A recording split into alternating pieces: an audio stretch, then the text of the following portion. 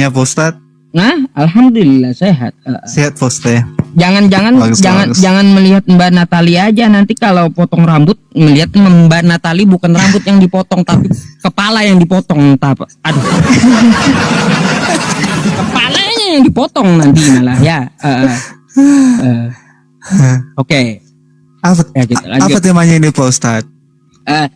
Bang, saya mau tanya Bang Delau nih. Menurut Pak. Anda penyalipan itu rencana siapa? Oh, ini masalah gitu ya. Ya. Menurut Anda? Menurut saya Pak Ustadz ya, rencana siapa maksudnya gitu ya? Yang kalau saya pribadi ya saya nggak bisa menyimpulkan itu Pak Ustadz. Rencana siapa penyalipan itu? Rencana siapa? Masa Anda Kristen nggak tahu? Iya. Ya kalau saya bilang nanti Tuhan, kenapa dia mau menyalibkan? Kalau kita bilang nanti iblis kan berarti iblis merencanakan penyaliban, kan itu juga kemarin kita debatkan itu Pak Ustadz. Iya. Yang saya ikuti dalam penyaliban Tapi Anda mau yang mana gitu? Apakah rencana Bapak atau rencana iblis? Gimana aku menjawabnya? Karena bisa dijebak juga itu, dibilang Bapak dijebak juga, dibilang iblis juga dijebak juga. Cuman kalau saya pribadi makna salib itu aja yang saya ambil. Kalau siapa merencanakan itu ya kita nggak bisa saya simpulkan itu kalau Tuhan gitu.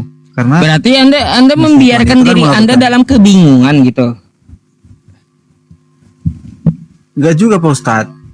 Kalau kan di dalam Yesaya sebelumnya kan ada di Yesaya dia menyatakan di situ dia akan menderita ketika Mesias datang ke dunia ini, dia akan menderita. Tapi tidak ada dia mengatakan di situ dia akan disalib.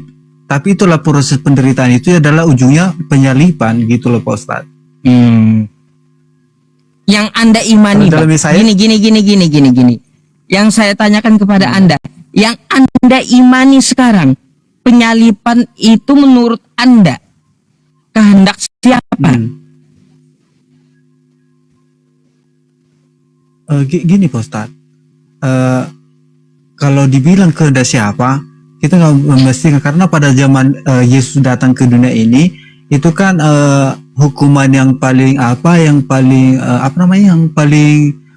mengerikan. Pada zaman itu orang yang paling jahat itu adalah penyalipan. Jadi itu penyalipan itu ya itulah hukuman yang paling berat yang diperlakukan pada zaman itu, ya kan? Kalau zaman kita sekarang kan hukuman yang paling berat itu kan apa? Tapi kalau misalnya kalau kita yang saya pertanyakan itu menurut iman Anda gitu, iman Anda pribadi ya, salib itu siapa yang menghendaki? Ya kalau kan udah pernah saya bilang sama Pak Ustadz, kalau upah dosa itu adalah maut. Jadi harus ada kematian dari upah dosa itu. Jadi kalau penyalipan itu itulah yang paling hina. Ya kalau bagi umat manusia pada saat bahkan sampai sekarang bahwasanya salib itu adalah paling hina. Jadi itulah lewat yang hina itulah dia mengorbankan dirinya untuk keselamatan umat manusia. Tanpa terkecuali, bukan hanya juga orang Kristen, seluruh umat manusia. Harus lewat dia menderita. Itulah menurut iman saya Pak Ustadz. Tapi kalau Pak Ustadz tanya tadi rencana siapa untuk penyalipan itu, ya saya sih tidak bisa menjawab kalau harus melalui salib itu. Berarti Bang Delau, kalau Anda tidak bisa menjawab berarti Anda beriman dalam kebingungan. Gimana sih? Kalau Anda nggak bisa menjawab berarti Anda beriman dalam kebingungan, itu namanya. Tetapi iman itu harus jelas Bang. Ya, harus jelas. Kagak bisa kita beriman itu sesuai selera Anda, nggak bisa. Ya itu kan yang kita ambil maknanya itu kan salib itu adalah bukti pengorbanan sebagai juru selamat itu. Cuman kalau siapa yang merencanakan itu, karena dalam Alkitab juga atau dalam Yesaya yang dia ceritakan di situ adalah tentang penderitaan Mesias atau juru selamat yang akan datang. Dia tidak memberikan misalnya pernyataan bahwasanya dia akan dia harus disalibkan. Nggak ada kata seperti itu dalam Alkitab sebelumnya. Karena nggak ada kejelasan bang, iman Anda itu nggak ada kejelasan. Dibuatkan di dalam Yesaya. Ngambang Anda, berarti paham Anda ngambang. Nggak punya pendirian gitu loh bang. Ya, nggak punya pendirian. Seharusnya beriman itu berdasarkan petunjuk kitab sucinya gitu. Tapi kalau iman Anda ngambang, ya tidak sesuai dengan kitab Anda, itu sesuai selera Anda bang. Nggak bisa beriman seperti itu, nggak bisa. Agama bukan pondasinya itu berasal dari asumsi atau pemikiran kita, enggak. Agama itu yang dianut itu adalah berasal dari tokoh utama yang membawakan dalam kitab yang kita pegang. Contoh ya di Kristen kitabnya kan ada tuh Bible kan gitu. Anda harus merujuk ke Bible. Anda iman Anda, jangan selera Anda saja yang Anda kemukakan gitu. Gitu bang. Yang paling penting memang dari apa itu ya Pak Ustadz, intinya adalah wujud dari apanya itu, wujud dari tujuan apa itu tadi, kedatangan ke dunia itu tujuannya apa gitu. Nah, kalau penyalipan itu kan lewat pengorbanannya itu, pengorbanannya di kayu salib. Tapi apa makna setelah dia datang ke dunia, dan setelah dia datang ke dunia ini mati, dan setelah mati apa yang diberikan pengharapan untuk kita? Itulah salah satu kenapa saya percaya gitu loh Pak Ustadz. Nah, bagaimana dia datang ke dunia kepada seorang Maria yang tidak berhubungan intim, dia lahir melalui Roh Kudus, ya kan? Baru dia datang ke dunia ini dibesarkan, ya kan? Dibesarkan menjadi manusia. Baru setelah itu dia disalibkan, bangkit di antara orang mati. Nah, itu sebagai wujud bahwasanya makna itu yang kita ambil, bukan berarti siapa merencanakan penyalipan itu dan itu kita nggak bergantung ke situ, tapi kita bergantung bagaimana maknanya ketika datang dia ke dunia, dan setelah dia datang ke dunia dia mati, dan setelah dia mati apa pengharapan yang kita ambil dari dia. Kaget kepala bang iman kayak iya, sakit kepala teman-teman ya, iman kayak abang ini. Serius bang, kenapa saya bilang seperti itu? Bikin sakit kepala, ngambang, nggak ada dasar masalahnya gitu. Kalau dari penjelasan abang tadi ya, saya tidak membahas masalah doktrinnya. Saya menanyakan yang merancang siapa. Siapa yang merencanakan penyalipan, itu yang saya tanya. Tapi abang nggak bisa menjawab hal itu. Lah, kalau Anda tidak bisa menjawab hal itu, lalu iman Anda berdasarkan apa? Ngambang gitu, nggak punya pendirian bang. Artinya apa? Kristen itu nggak jelas gitu. Berdasarkan apa gitu? Berdiri imannya. Nah gitu bang. Kalau kita hanya berdasarkan siapa yang merencanakan, ya karena kan saya bilang Pak Ustadz, upah dosa itu adalah maut. Jadi ketika misalnya Yesus mati di kayu salib, itulah pengorbanan yang sesungguhnya. Ya. Itu. Stop. Jadi tanpa kematian Yesus di kayu salib, maka tidak ada yang bisa diselamatkan. Yesus mati di kayu salib. Itu kehendak siapa? Iblis, Bapak, atau orang Yahudi? Kan sebelum Yesus disalibkan, sebentar lupa Ustaz, sebelum disalibkan Yesus, kan Tuhan Yesus sudah mengetahui kalau dia akan disalibkan, ya kan? Maka dia mengatakan, dia berdoa kepada Bapa, bahkan dia berkeringat darah, dia mengatakan, kalau bisa cawan ini lalui daripadaku, tetapi jangan jadikanlah kehendakku, jadikanlah kehendakmu. Jadi karena hanya itu salah satunya untuk menyelamatkan manusia hanya harus melalui kematian Yesus di kayu salib, maka Tuhan itu mengizinkan terjadinya itu Tuhan Yesus itu bisa dia melepaskan dari penyaliban itu bisa, tetapi itulah penderitaan itu ketika disalib, itulah dia diberikan misalnya ujian yang besar.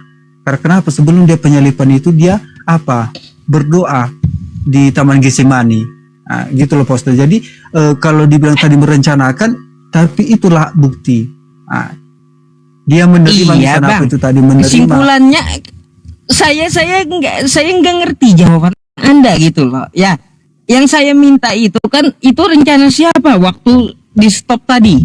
Yesus mati di tiang salib. Itu kehendak Iya. siapa? Allah Bapa, iblis, atau Yahudi?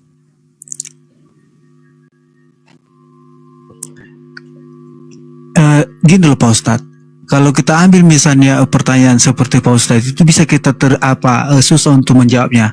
Tetapi gini, ketika sudah Tuhan Yesus tadi sudah mengetahui dia akan disalibkan, lalu dia minta kepada Allah Bapa, ya, kalau bisa cawan ini lalui daripadaku, atau misalnya salib itu lalui daripadaku. Bang, Jadi, ini ada pilihan ganda 3 bang, ya. Bang, ini pilihan gandanya 3 ya. Pilihan gandanya 3 ya. Nggak bisa Anda sama pilihan ganda itu. Pilihan ganda sebentar dulu begini nggak bisa. Anda harus memilih menyilang salah satunya gitu. Yesus disalib. Kehendak iblis. B, kehendak Bapa. C, kehendak Yahudi. Penyaliban Yesus. Kalau ya kalau bisa dibilang juga Yahudi bisa. Kenapa saya bilang bisa? Karena pada saat misalnya sebelum disalibkan Yesus kan orang Yahudi menyuruhkan untuk menyalibkan Yesus. Karena mereka tidak terima karena mereka dibilang Yesus itu adalah sebagai raja orang Yahudi. Ya kalau pada zaman itu yang namanya disalibkan itu adalah penyaliban itu rencana Yahudi gitu. Ya kalau itu memang kan orang Yahudi menyuruhkan kepada kepada Pilatus ya untuk misalnya Yesus atau Yesus harus disalibkan. Jadi rencana Yahudi. Aduh.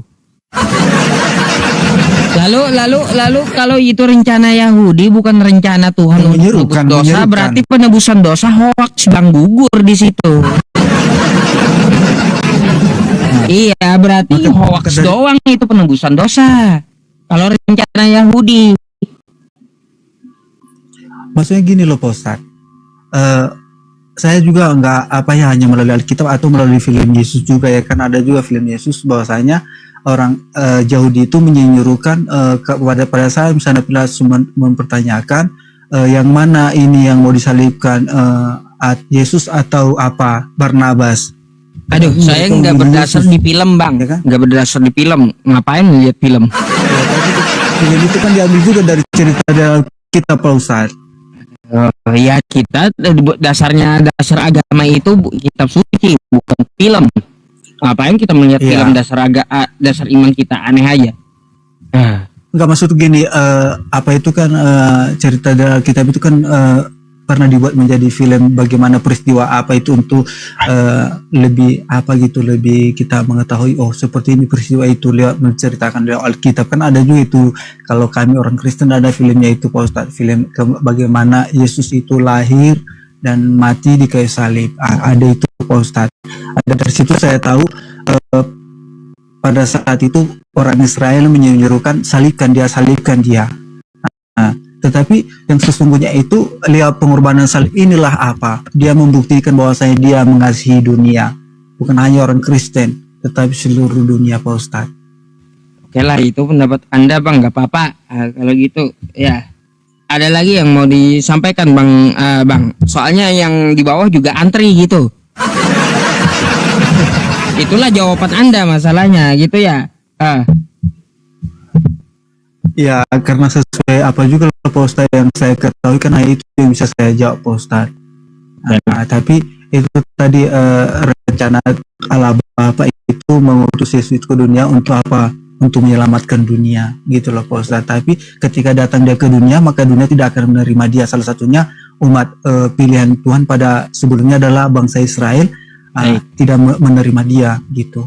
Jadi lewat kedatangan Yesus ke dunia inilah memberitakan Injil keselamatan. Oke, ya itu jawaban Anda saya